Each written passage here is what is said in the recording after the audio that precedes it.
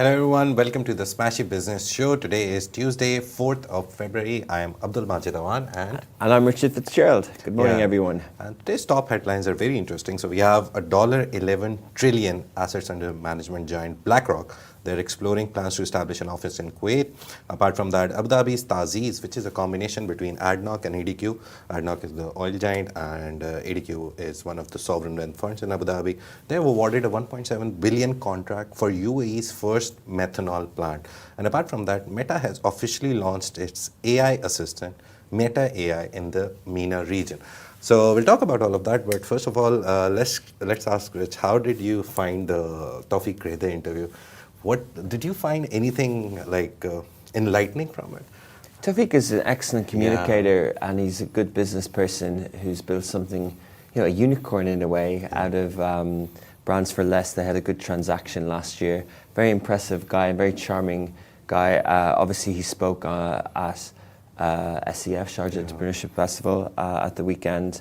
And in the exclusive interview on Smashy Business, he used some language that Smashy Business tends to use, is that, our tagline is for the driven, the dreamers, the doers. And he did say that, this place, UAE, is for the dreamers. Yeah. And I think that's, it is easy to say, that's a running theme in all entrepreneurship and startup places, but it's not everywhere. There are countries in the world where, startups isn't a thriving place. I saw there was a report recently from Syria about startup environment. I know there's a Palestinian for tech set up, and there's lots of different things happening in the region, but definitely the UAE captures that sort of American dream, what used to be. And I love that, and I do think that we are, especially in the UAE, and particularly, I do think there is this sort of feeling of, come here for aspirational and for living your dreams, much as the draw for immigrants generations gone by that the US had held, and now we've got it here. Yeah, and the interesting thing that I found from him was, he said that I would invest in a startup, or people like me, they want a strong personality, a strong entrepreneurship personality. I don't know They don't about just that. want a product. I like him. I heard the quote, but I don't know about that. Like I invest, and but I think, but I'm more so an entrepreneur, and I think it's so hard to have one rule of thumb of whether it's an entrepreneur or a personality, because I've invested in great personalities, great fighters, but they can't run a business.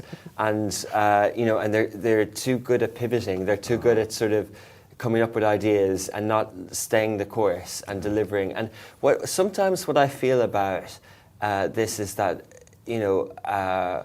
sometimes entrepreneurs aren't good investors, just like sometimes football players aren't good managers. Yeah. And, I'm very, very novice investor, but sometimes I end up on board calls and I hear VCs or PE people speaking, and then I realize, that's why they do that. And that's why I do the day-to-day running of a business. I do think there's a difference. And, often a wider point, Majid, is when an entrepreneur sort of strikes gold and makes a few million in their late 20s, early 30s, and suddenly they start being angel investors. And I think it's great. I think it's great when, when people do PE, when people get into that. But, I don't know if it's, I think they need to know that they're doing something else. And I think, sleeves rolled up, skin in the game, working on the product is different to being an investor. And it's a similar thesis and advice, as Warren Buffett would say, the best investment you'll ever make is yourself. Yeah. So I think it's good for entrepreneurs to invest in themselves. But going back to the point, he's obviously right to a degree in terms of, the personality. You invest in the person, it doesn't really matter about the idea. If you get the right person, if they stick the course, it's, not everyone with the big personality sticks the course. Again, going back to Warren Buffett, he was a great picker of companies as much as he read their reports in detail, and that's what he does. He doesn't have a smartphone, barely uses the internet, so he goes through all these reports. But as much as he does that, he also backs a good manager. And his famous picks over the years is that the quiet, unassuming CEOs are the better operators in times, not just the glamorous public profile people.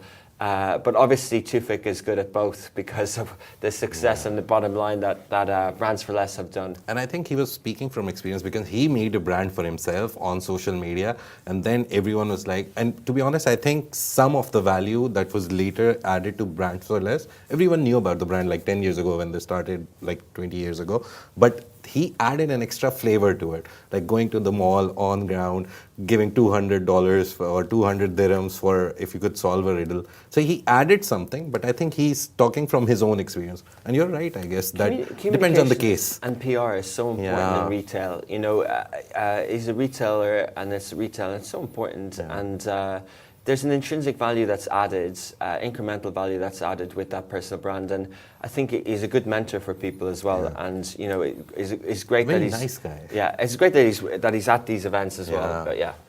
Okay, so moving on to one of the first topics, BlackRock has considered opening office in Kuwait to strengthen their Gulf presence.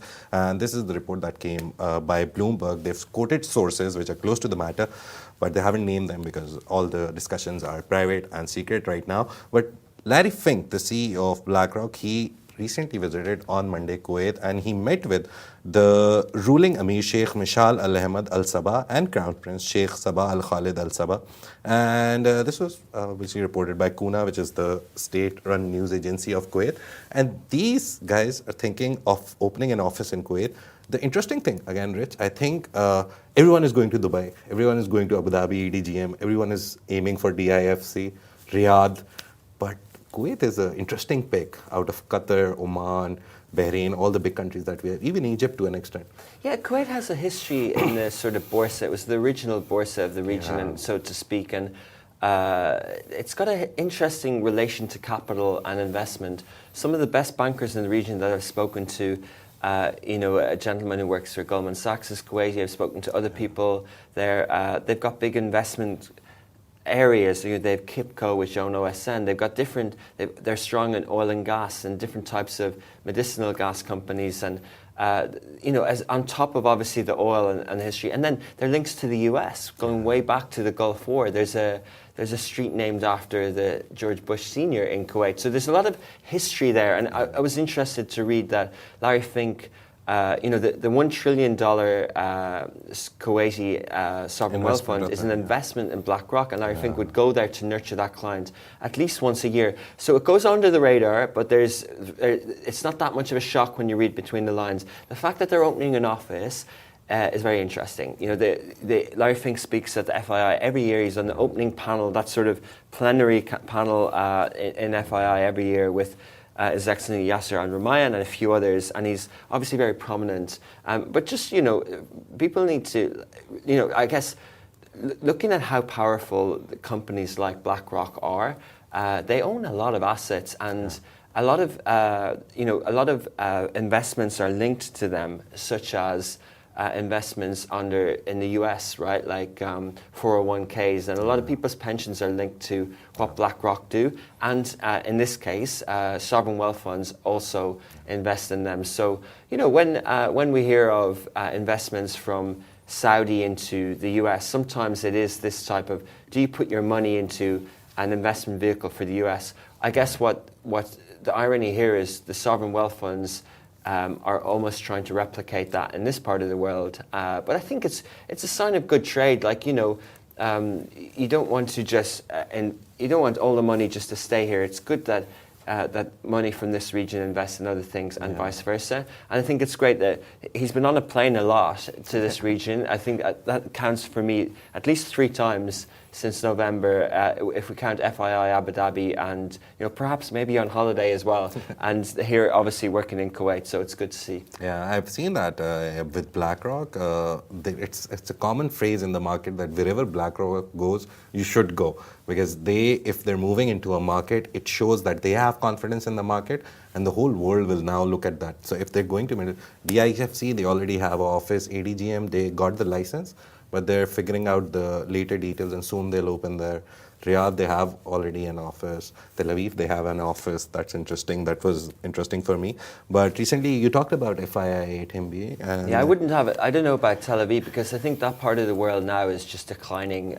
You know, it's just they've just made the wrong decisions with trade and everything, and with global economics and investment. It just reminds me of Eastern Europe after the Balkans. It's just going to take a while to get that. So I think he's smarter to open DIFC in Kuwait and Riyadh. I think there's future uplift here. But unfortunately, but that's the way it is. So apart from that, there's another $1 billion news that we have, and the UAE is getting its first methanol plant, and it's very important because of two facts. When methanol is a sustainability alternative to oil and gas, and two, they've given the contract to Samsung E&A. It's a very big company, and they have been given the contract by Taziz, which is a company which was made by ADQ and ADNOC, as I said in the start of the show. So ADNOC coming into this play is the main idea, because ADNOC is trying to move away from their oil and gas business, which is like their biggest, I guess 90% of their business.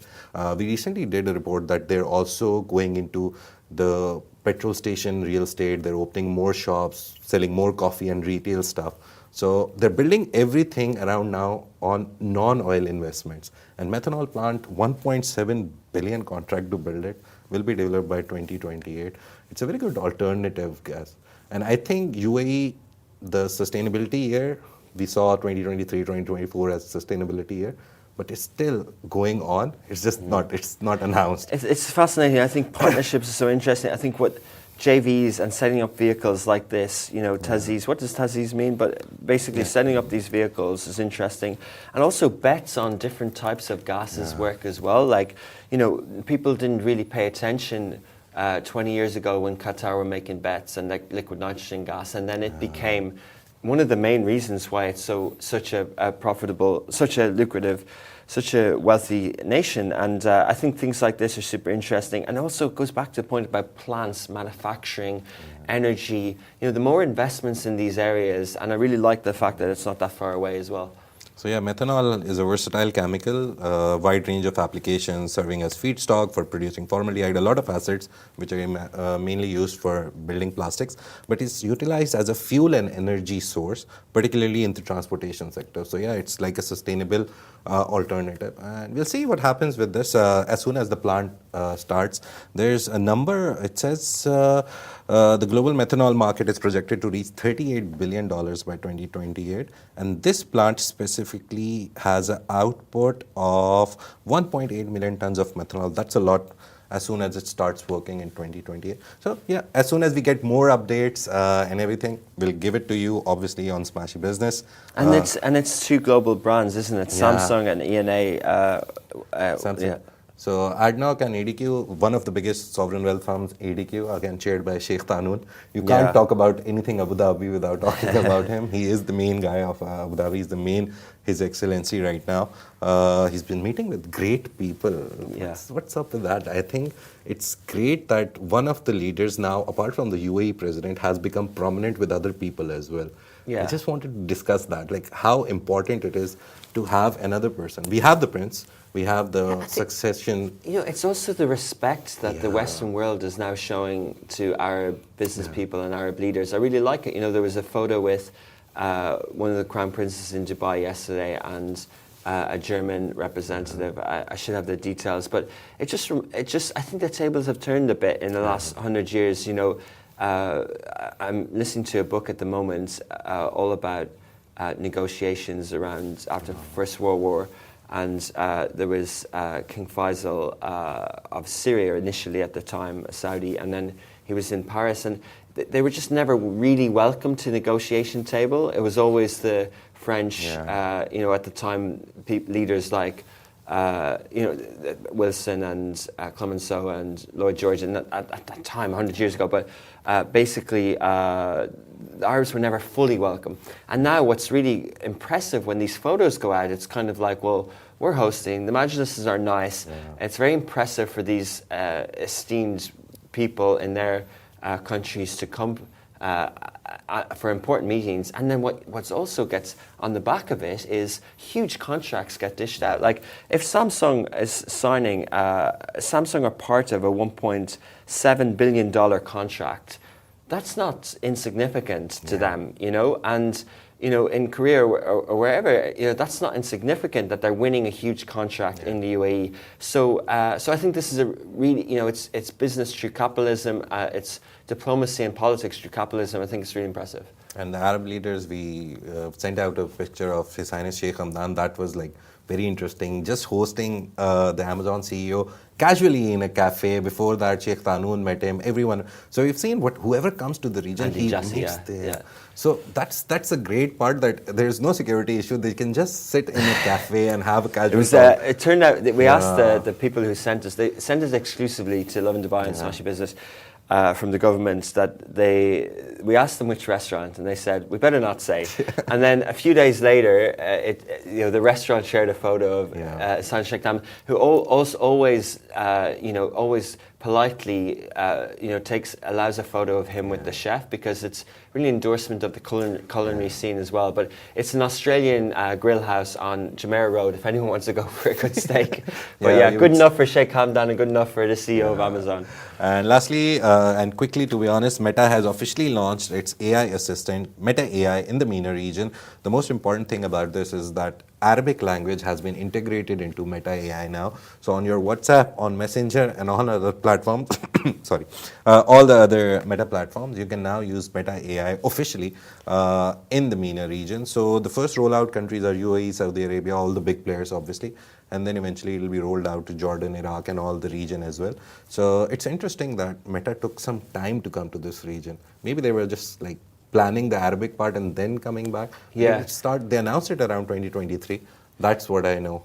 Yeah, I think I wouldn't say this region over others. I mean, there's some random agent places that, for no strategic reason, they just like to test. Yeah. And there's billions and billions of users. They have billions of apps, and I think mass rollouts is probably something that a developer will tell us more about. But what I find funny about this is the Meta came at a time where they changed the Facebook holding company, and it was linked to Metaverse. And now they're using Meta as Meta AI, which is just interesting, like, because it's a Metaverse term that they've sort of tagged AI onto, and it sounds perfect. It sounds like, oh yeah, obviously it would be called Meta AI. Why wouldn't it? But it's not really. They're two different, because we heard recently in their earnings report how many billions they spent on their Meta division and how much money it's losing, and now they're kind of spinning it into AI. The AI thing's fascinating. I mean, we could talk at length. We could talk at length about AI, but I've seen it here on my. If I see the Smashy TV, right? I've seen it on Instagram, but I haven't yet got it on my WhatsApp, and I've had it on my Instagram for a while. But I don't think people know the intuitiveness of it. So it's basically ChatGPT. So Ask Meta or Search AI. It's ChatGPT, and at the top when you prompt, it says used car buying tips. You click on that, and it gives you, something went wrong. Meta's demo isn't working. So my name is Meta AI, and I just clicked on the prompt, which is about sports car reels. So now it gives me lots of reels about sports cars. So it's using the data in the platform, and it's a search engine per se. I think it's hugely interesting that Meta are doing this. Who knows what space this is going to go to. Us in the media world are watching it closely, both in terms of telling the consumers what's happening, but in terms of like where content is going as well. Yeah, and I think TikTok search was the greatest. Yeah. Instagram search is very bad. With Meta AI, maybe it gets better, because if you even misplace one period here and there, you won't find the account on Instagram. So I think with this, it will become better. Yeah, so Meta, it's powered by Llama, and this version is called 3.2, but Llama is their large language LLM model. Yeah. So that's it for today. Few quick things. Richard talked about a report. Startup Syria has published the Rising from the Rubble report, which provides an overview of the startup ecosystem in Syria. You can find the story soon on our all social platforms. We're working on it. And apart from that, Al-Abtur Group is eyeing IPO for hospitality. We talked about that. But there's another interesting Bloomberg report that we'll be working on. So please go on our socials and follow us on Instagram, now with Meta AI, Facebook. We have a WhatsApp channel. You can join that. All our social channels, we have the link to join our WhatsApp channel. We have a newsletter which goes out every day at 6:30 a.m. You can find the link to subscribe to it as well. Apart from that, catch us every day from Monday to Friday on all video and audio platforms. Apple Podcasts, Google Podcasts, which is now merged with Google Music. So there, and Angami, Spotify, wherever you can find us, wherever you listen or watch your stuff, just go write Smashy Business and you'll get. And send us your stories, send us your news rounds, your funding announcements, even if you're raising investments, send us your stories. We'll cover, we got a lot of good feedback at SEF over the weekend. People love the type of angles and the stories that we're doing. So, and it's an exciting month. As Majid said, we'll be present at Leap in Riyadh from Sunday next week, then quickly followed by a STEP conference in Dubai the week after. I should shout out, and then I'll remember one, and then at the end of the month we'll be in Web Summit in Qatar. But this week we're actually present in Cairo at Rise Up AI. Rise Up AI is a spin-off event of the bigger Rise Up conference that happens later in the year. So they have a smaller AI-only event taking place in Cairo this week. So if you're listening in Egypt, or if you happen to be traveling on business or whatever to Egypt this week, there's an AI event taking place. Feel free to check it out. Thank you so much for joining us today. This is the Smashy Business Show, part of the Smashy Business production, which is part of the larger Augustus Media podcast network. As per my producer, we have 1.34 million listeners monthly. And if you're one of them, thank you so much for joining us. Take care. Have a great day.